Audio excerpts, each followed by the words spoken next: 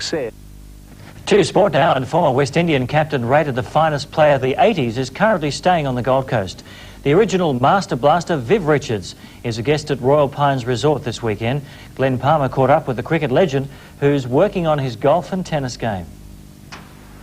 After starring in Thursday night's Carl Rackham testimonial, where he blazed a typical swashbuckling 100, Viv Richards has decided to stay on in Queensland for a few days R&R on the Gold Coast.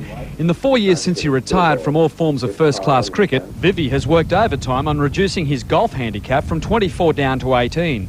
However, cricket still rates high on the agenda. He works for several months of the year as coach in the oil-rich Brunei Republic.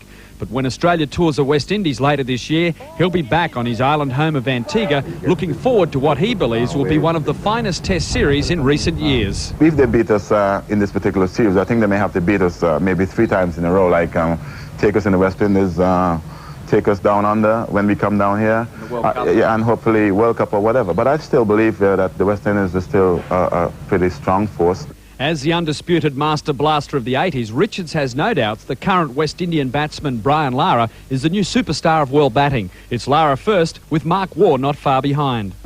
Well, I think Mark Waugh seemed to have done well.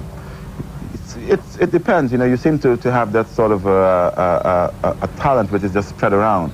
You know, when you look at someone as maybe a Matthew Hayden, I think he's a talent. He's someone to contend with. I think if anyone from the present Australian team drops out, he can go and obviously make his mark immediately. So look out for Isaac Vivian Richards on the golf course this weekend. If he gets hold of a drive, it won't be 4, it'll go for 6. Glenn Palmer reporting, Prime Gold Coast News. He's certainly a legend.